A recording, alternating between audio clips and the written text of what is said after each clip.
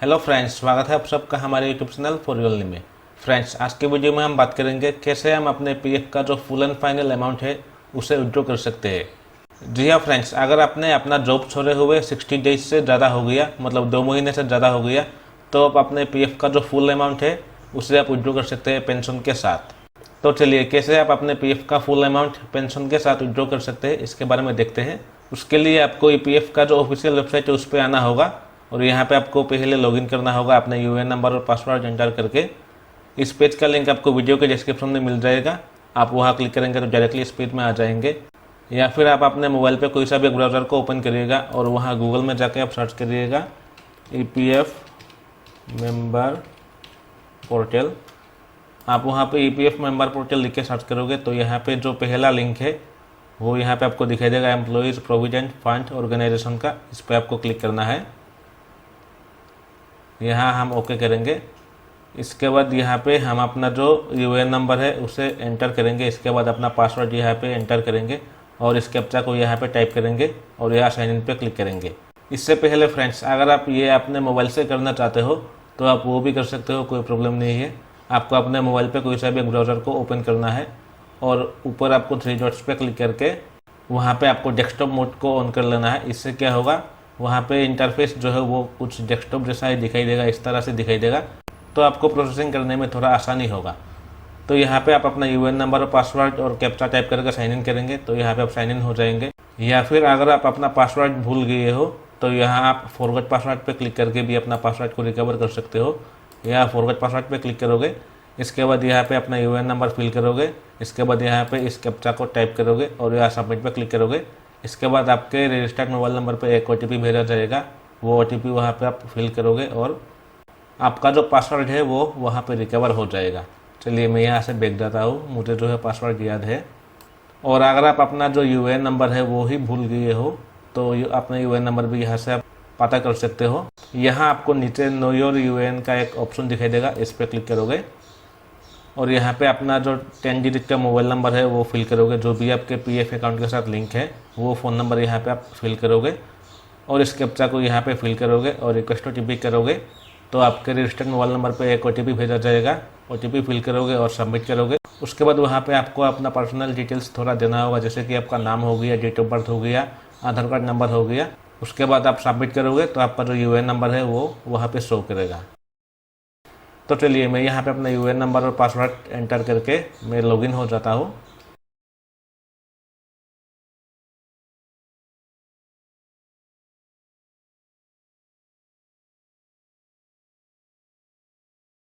Login होने के बाद कुछ ऐसा इंटरफेस आपको देखने को मिलेगा। तो यहाँ पे अपना पीएफ का फुल पैसा जो है उसे क्लेम करने से पहले आपको यहाँ पे 3 चीज़ों का आपको ध्यान रखना है। तो पहला जो है वो है आपका जो इन्फॉर्मेशन है वो यहाँ पे अपडेटेड होना चाहिए, जैसे कि आपका केवाईसी है वो यहाँ पे आपका अपडेटेड होना चाहिए। और सेकंड जो है वो है डीओई, मतलब डेट ऑफ एग्जिट। आपका जो डेट ऑफ एग्जिट है वो आपके सर्विस हिस्ट्री पे अपडेट होना चाहिए। और थर्ड है, अगर आपका ओल्ड पीएफ अकाउंट है तो उस ओल्ड पीएफ अकाउंट का जो पैसा है वो आपके न्यू पीएफ, मतलब लेटेस्ट पीएफ अकाउंट में ट्रांसफर्ड होना चाहिए। नहीं तो पीएफ का फुल अमाउंट विड्रॉ करने के बाद अगर आपके ओल्ड पीएफ अकाउंट में कोई भी अमाउंट रह जाता है, उस अमाउंट को बाद में क्लेम करने पर आपको बहुत सारा दिक्कत का सामना करना पड़ सकता है। तो आपको इस बात का ध्यान रखना है। तो चलिए, यहाँ पे 1 बाय 1 देख लेते हैं सभी जो है अपडेटेड है या फिर नहीं। तो सबसे पहला जो है वो है केवाईसी। वो आप कैसे देखेंगे, तो यहाँ पे ही आपको नीचे एक प्रोफाइल इन्फॉर्मेशन का एक ऑप्शन दिखाई देगा, इस पर क्लिक करोगे तो यहाँ पे आपका जो डिटेल्स है वो निकल कर आ जाएगा। जैसे कि आपका जो आधार कार्ड है उसका डिटेल्स यहाँ पे शो करेगा और यहाँ पे आपका वेरीफाइड लिखा होना चाहिए। और आपका जो पैन कार्ड है वो भी यहाँ पे शो करेगा, आपका पैन नंबर यहाँ पे शो करेगा। और आपका जो बैंक अकाउंट है वो भी यहाँ पे आपको शो करेगा और यहाँ पे आपको साइड में जो है वेरीफाइड लिख के भी शो करेगा। तो इसी तरह से आपको चेक करना है, आपका जो आधार कार्ड है और पैन कार्ड है और जो बैंक अकाउंट है यहाँ पे सभी अपडेटेड होना चाहिए। यही आपका मेन डॉक्यूमेंट्स है, आपका आधार, पैन और बैंक अकाउंट। तो इन तीनों डॉक्यूमेंट्स को यहाँ पे आपको चेक करना है, ये तीनों डॉक्यूमेंट यहाँ पे अपडेटेड है या फिर नहीं। और उसके बाद चेक करोगे डीओई, मतलब डेट ऑफ एग्जिट अपडेटेड है या फिर नहीं। उसके लिए आप यहाँ व्यू पे क्लिक करोगे और यहाँ आपको सर्विस हिस्ट्री दिखाई देगा, इस पर क्लिक करोगे तो यहाँ पे आपने जितने भी कंपनी में काम किया होगा वो सारा लिस्ट यहाँ पे दिखाई देगा। जैसे कि मेरा जो क्लाइंट है, इन्होंने 2 कंपनी में काम किया था तो वो दोनों कंपनी यहाँ पे शो कर रहा है। और डेट ऑफ एग्जिट यहाँ पे आपको दिखाई देगा डेट ऑफ एग्जिट ईपीएफ, और इसके नीचे आपको डेट दिखाई देगा। जैसे कि इनका जो डेट ऑफ एग्जिट ईपीएफ है वो यहाँ पे मेंशन है, और साथ में डेट ऑफ एग्जिट ईपीएस भी दिखाई देगा, ये भी आपका यहाँ पे मेंशन होना चाहिए। मतलब डेट ऑफ एग्जिट ईपीएफ और डेट ऑफ एग्जिट ईपीएस यहाँ पे आपका क्लियरली मेंशन होना चाहिए। अगर यहाँ पे डेट ऑफ एग्जिट शो नहीं करता है, मतलब मेंशन नहीं होगा, तो आपका जो पीएफ का फुल अमाउंट है उससे आप विड्रॉ नहीं कर पाओगे, आपका जो क्लेम है वो रिजेक्ट हो जाएगा। तो इस बात का आपको ध्यान रखना है। और थर्ड जो है वो है आपका ओल्ड पीएफ का पैसा न्यू पीएफ अकाउंट में ट्रांसफर होना चाहिए। जैसे कि मैं यहाँ फिर से सर्विस हिस्ट्री पे क्लिक करता हूँ, तो यहाँ पे आप देख सकते हो, यहाँ पे जो G4S सिक्योर सॉल्यूशन है ये इनका ओल्ड कंपनी था, और ये जो है ये इनका लेटेस्ट कंपनी है। तो बात यह है कि अगर आपके ओल्ड पीएफ अकाउंट में कोई भी पैसा, मतलब पीएफ का पैसा पड़ा है, तो उस पैसे को आपको सबसे पहले आपके लेटेस्ट पीएफ अकाउंट में ट्रांसफ़र करना होगा।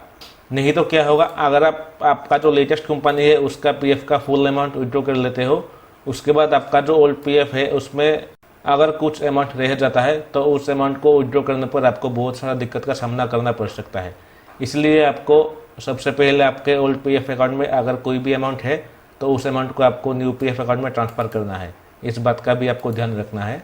और एक बात मैं यहाँ पे बता देता हूँ फ्रेंड्स, अगर आप अपने पीएफ का फुल अमाउंट विड्रॉ करना चाहते हो, तो आपका जो डेट ऑफ एग्जिट यहाँ पे मेंशन होगा, इस डेट के 2 महीने बाद, मतलब 60 डेज के बाद ही आप अपना पीएफ का फुल अमाउंट विड्रॉ कर पाओगे। 60 डेज से पहले आप अपने पीएफ अकाउंट का फुल अमाउंट जो है वो विड्रॉ नहीं कर पाओगे पेंशन के साथ। तो यहाँ पे आपको चेक करना है, आपका जो डेट ऑफ एग्जिट है इसके 60 डेज के बाद ही आप अपने पीएफ का फुल अमाउंट विड्रॉ करने के लिए क्लेम करना, नहीं तो आपका जो क्लेम है वो रिजेक्ट हो जाएगा। तो आप देखते हैं कैसे हम अपने पीएफ का फुल अमाउंट विड्रॉ कर सकते हैं पेंशन के साथ। उसके लिए आपको यहाँ ऑनलाइन सर्विसेज पे क्लिक करना है, और यहाँ सबसे ऊपर आपको claim form 31, 19, 10C and 10D दिखाई देगा, इस पर क्लिक करना है। इसके बाद ये पेज निकल कर आ जाएगा। यहाँ पे आपको अपना बैंक अकाउंट का नंबर एंटर करना है, जो भी आपका बैंक अकाउंट नंबर है। बैंक अकाउंट नंबर एंटर करने के बाद यहाँ नीचे वेरीफाई पे क्लिक करोगे, और यहाँ पे येस करोगे, तो आपका जो बैंक अकाउंट है वो यहाँ पे वेरीफाइड हो जाएगा, और यहाँ पे आपको एक राइट आइकॉन दिखाई देगा। इसके बाद यहाँ नीचे आप प्रोसीड टू ऑनलाइन क्लेम पे क्लिक करोगे। इसके बाद नेक्स्ट पेज निकल कर आएगा। यहाँ पे आपको नीचे I want to apply for दिखाई देगा, यहाँ क्लिक करोगे, और यहाँ पे आप अगर अपना पीएफ का फुल अमाउंट पेंशन के साथ विड्रॉ करना चाहते हो, तो यहाँ पे आपको पहले 2 फॉर्म यहाँ पे क्लेम करना होगा। एक है आपका फॉर्म 19 और एक है आपका फॉर्म 10C। फॉर्म 19 में आपका जो पीएफ का फुल अमाउंट है वो विड्रॉ होगा, और फॉर्म 10C में आपका जो पेंशन का अमाउंट है वो विड्रॉ करने के लिए क्लेम होगा। तो ये दोनों फॉर्म को आपको यहाँ पे क्लेम करना होगा। तो पहले हम क्या करेंगे, फॉर्म 19 को यहाँ पे क्लेम करेंगे। तो यहाँ ओनली पीएफ विड्रॉल फॉर्म 19 पे क्लिक करेंगे। इसके बाद नीचे और भी ऑप्शंस निकल कर आ जाएगा। यहाँ लिखा है अपलोड फॉर्म 15G। यहाँ पे आपको फॉर्म 15G अपलोड करने के लिए बोला जा रहा है। तो 15G फॉर्म क्या है, मैं इसके बारे में आपको बता देता हूँ। अगर आपके पीएफ अकाउंट में अमाउंट जो है वो 50,000 से ज़्यादा है, तो आपका जो अमाउंट है उससे 10% TDS डिडक्ट किया जाएगा, मतलब 10% का जो टैक्स है वो आपसे लिया जाएगा। तो पीएफ के रूल के मुताबिक अगर आपके पीएफ अमाउंट 50,000 से ज़्यादा होता है, तो आपसे जो है 10% का TDS लिया जाएगा, मतलब 10% का जो है टैक्स डिडक्ट किया जाएगा। तो उससे बचने के लिए आपको ये जो फॉर्म 15G है इसे अपलोड करना होता है। 15G फॉर्म अपलोड करने से क्या होगा, आपसे कोई भी टैक्स का पैसा जो है वो डिडक्ट नहीं किया जाएगा। तो कहने का मतलब ये है कि फ्रेंड्स, अगर आपका पीएफ का पैसा 50,000 से ज़्यादा है तो आपको 15G फॉर्म को अपलोड करना चाहिए। इससे आपसे कोई भी टैक्स वगैरह नहीं लिया जाएगा। लेकिन अगर आपका जो अमाउंट है पीएफ का अमाउंट अगर 50,000 से कम है, तो आपको ये जो फॉर्म है 15G ये अपलोड करना नहीं होता, क्योंकि उस केस में आपको कोई भी टैक्स वगैरह देने की ज़रूरत नहीं होता है। तो अगर आपका अमाउंट 50,000 से ज़्यादा है तो आप कैसे फॉर्म 15G अपलोड करोगे वो मैं आपको बता देता हूँ। इसके लिए पहले आपको फॉर्म नंबर 15G को डाउनलोड करना होगा और उसके बाद प्रिंट करना होगा। तो वो आप गूगल से भी डाउनलोड कर सकते हो। यहाँ आप लिखोगे फॉर्म 15G PDF लिख के भी सर्च कर सकते हो। इसके बाद यहाँ पे आपको बहुत सारे वेबसाइट्स का लिंक दिखाई देगा, कोई भी एक वेबसाइट पे आप जा सकते हो। यहाँ पे आपका फॉर्म नंबर 15G दिखाई देगा। तो यहाँ पे आपको फॉर्म नंबर 15G को प्रिंट आउट करना होगा, और प्रिंट आउट करने के बाद यहाँ पे आपका जो डिटेल्स है वो 1 बाय 1 आपको फिल करना होगा। यहाँ पे सभी डिटेल्स को आप मैन्युअली लिखोगे प्रिंट आउट करने के बाद, और सभी डिटेल्स यहाँ पे लिखने के बाद आप इस फॉर्म को फिर से स्कैन करोगे और पीडीएफ में सेव करोगे। और पीडीएफ में सेव करने के बाद यहाँ पे आप चूज फाइल पे क्लिक करके उस फॉर्म को यहाँ पे अपलोड कर लोगे। और यहाँ पे ध्यान रखना, आपका जो पीडीएफ होगा उसका फाइल साइज जो है 1 MB से कम होना चाहिए।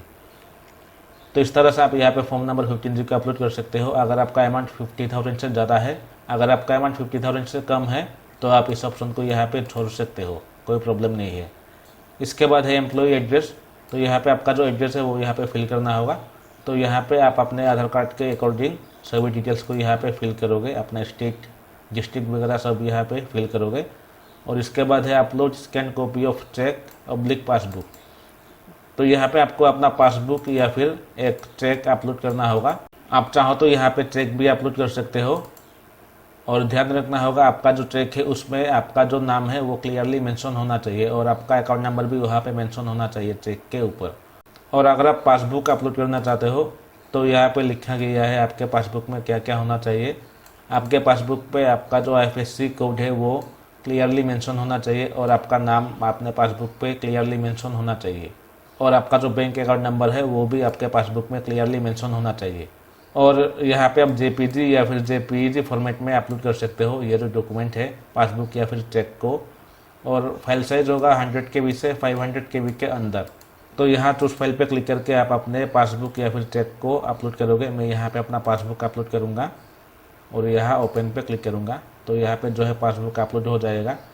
अपलोड किए गए डॉक्यूमेंट को यहाँ पे चेक करने के लिए आप यहाँ व्यू पे क्लिक करोगे। तो आपने जो भी डॉक्यूमेंट यहाँ पे अपलोड किया होगा वो यहाँ पे आपको दिखाई देगा। यहाँ से भी आप एक बार कंफर्म कर लेना।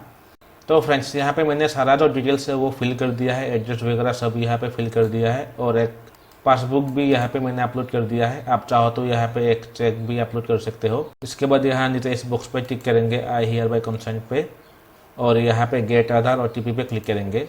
तो आपके रजिस्टर्ड मोबाइल नंबर पे एक OTP भेजा जाएगा जो भी आपके आधार कार्ड के साथ लिंक है उस फ़ोन नंबर पे। उस OTP को यहाँ पे आप फिल करोगे। OTP फिल करने के बाद यहाँ नीचे validate OTP and submit claim form पे क्लिक करेंगे। तो यहाँ पे आपका जो रिक्वेस्ट है वो सबमिट होना स्टार्ट हो जाएगा। यहाँ पे आपको थोड़ी देर वेट करना है। कभी कभार जो है सर्वर का प्रॉब्लम हो जाता है तो यहाँ पे थोड़ा सा टाइम लगता है। तो यहाँ पे आप देख सकते हो, यहाँ पे लिखा आ गया है OTP has been verified, KYC updated and PF final withdrawal claim form submitted successfully. और यहाँ आपको प्लीज़ क्लिक हियर का एक ऑप्शन दिखाई देगा, यहाँ क्लिक करोगे क्लिक हियर पे। तो यहाँ पे आपका जो एक्नॉलेजमेंट है वो यहाँ पे निकल कर आ जाएगा। आप चाहो तो इस फॉर्म को यहाँ से डाउनलोड कर सकते हो या फिर प्रिंट आउट भी कर सकते हो, या फिर आप इस फॉर्म को यहाँ पर भी देख सकते हो। यहाँ फिर से ऑनलाइन सर्विसेज पे क्लिक करोगे और यहाँ ट्रैक क्लेम स्टेटस पे क्लिक करोगे। तो यहाँ पे आपने जो भी क्लेम वगैरह किया होगा सारा यहाँ पे आपको दिखाई देगा। जैसे कि यहाँ पे है ऑनलाइन क्लेम स्टेटस और यहाँ पे आप देख सकते हो यहाँ पे फॉर्म 19 दिखाई दे रहा है और डेट भी यहाँ पे दिखाई दे रहा है 21 मई 2024 जो आज का डेट है, यहाँ पे आप देख सकते हो। और यहाँ पे टाइम भी दिखाई दे रहा है और यहाँ पे लिखा है online claim submitted at portal, मतलब इसका जो करेक्ट स्टेटस है वो है online claim submitted at portal. तो यहाँ पे ये जो है ये सबसे पहले आपका जो फील्ड ऑफिस है उस पर सेंड किया जाएगा और फील्ड ऑफिस से एक्सेप्ट होने के बाद PF ऑफिस में सेंड किया जाएगा और वहाँ से ये जो है इसे वेरीफाई किया जाएगा और उसके बाद आपका क्लेम सेटल होगा।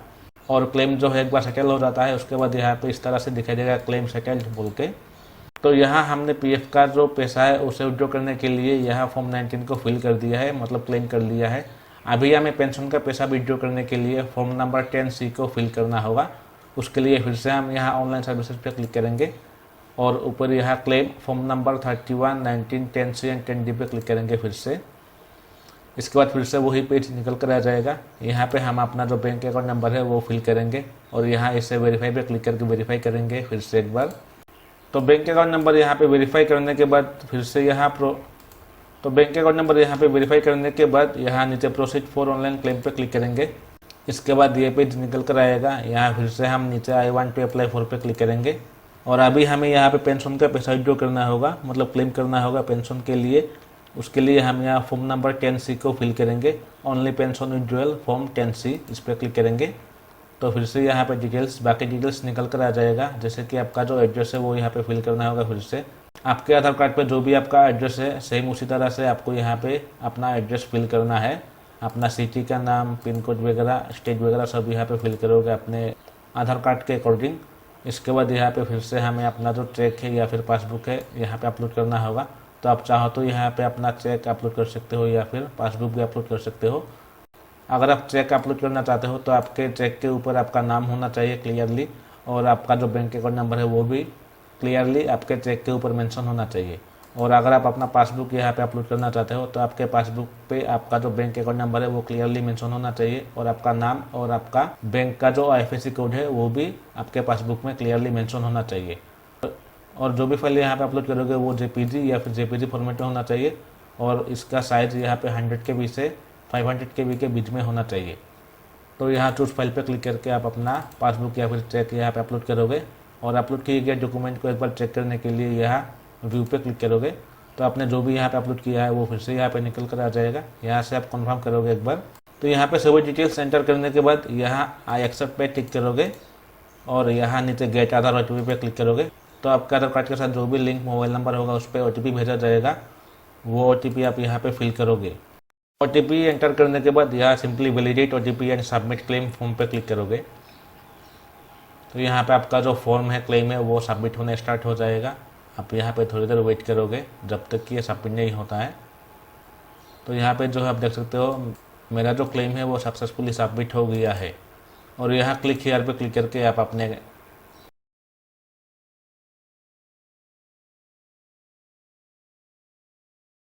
तो अपने क्लेम स्टेटस देखने के लिए आप यहाँ ऑनलाइन सर्विसेज पे क्लिक करोगे, और यहाँ ट्रैक क्लेम स्टेटस पे क्लिक करोगे। इसके बाद जो भी आपने क्लेम वगैरह किया होगा वो सारा यहाँ पे दिखाई देगा ऑनलाइन क्लेम स्टेटस के सेक्शन में। तो यहाँ पे आप देख सकते हो यहाँ पे फॉर्म नंबर 10C है, और डेट यहाँ पे आप देख सकते हो, और टाइम भी यहाँ पे आप चेक कर पाओगे कौन सी डेट को और कौन सी टाइम को ये जो क्लेम है ये सबमिट हुआ है, ये आप यहाँ से चेक कर पाओगे। और इसका करंट स्टेटस यहाँ पे आप चेक कर पाओगे। यहाँ पे लिखा है online claim submitted at portal. अभी ये जो है ये खाली सबमिट हुआ है पोर्टल पे। अभी इसको जो है फील्ड ऑफिस में सेंड किया जाएगा। फील्ड ऑफिस के द्वारा अप्रूव करने के बाद इसे जो है PF ऑफिस में सेंड किया जाएगा, और वहाँ से अप्रूव होने के बाद आपका जो क्लेम है वो यहाँ पे सेटल हो जाएगा। और सेटल होने के बाद कुछ इस तरह से यहाँ पे लिखा आ जाएगा क्लेम सेटल्ड बोल के। यहाँ पहले हमने फॉर्म 19 यहाँ पे क्लेम किया था, और सेकंड हम यहाँ पे फॉर्म 10C अपलोड किया था पेंशन का पैसा विड्रॉ करने के लिए। तो इस तरह से आप अपने PF का फुल अमाउंट विड्रॉ करने के लिए आपको फॉर्म नंबर 19 और फॉर्म नंबर 10C को फिल करना होगा, यहाँ पे क्लेम करना होगा। और यहाँ व्यू PDF के सेक्शन में आपको डाउनलोड का एक ऑप्शन दिखाई देगा। यहाँ डाउनलोड का आइकन पे क्लिक करके आप अपने एक्नॉलेजमेंट को यहाँ से डाउनलोड भी कर सकते हो या फिर प्रिंट आउट भी करके रख सकते हो फ्यूचर रेफरेंस के लिए। तो यहाँ पे फॉर्म नंबर 19 और फॉर्म नंबर 10C को क्लेम करने के बाद आपका जो PF का पैसा है वो लगभग 3 से 4 दिन में आपके बैंक अकाउंट में सेंड किया जाएगा, या फिर आपके केस में थोड़ा ज़्यादा टाइम भी लग सकता है, वो तो बात की बात है। लेकिन नॉर्मली यहाँ पे जो है PF का पैसा सेटल होने में 3 से 4 दिन का टाइम लगता है। तो आप 3 से 4 दिन के बाद अपने बैंक अकाउंट का जो पासबुक है उसे अपडेट करके भी चेक कर सकते हो आपका जो पैसा है वो क्रेडिट हुआ है या फिर नहीं।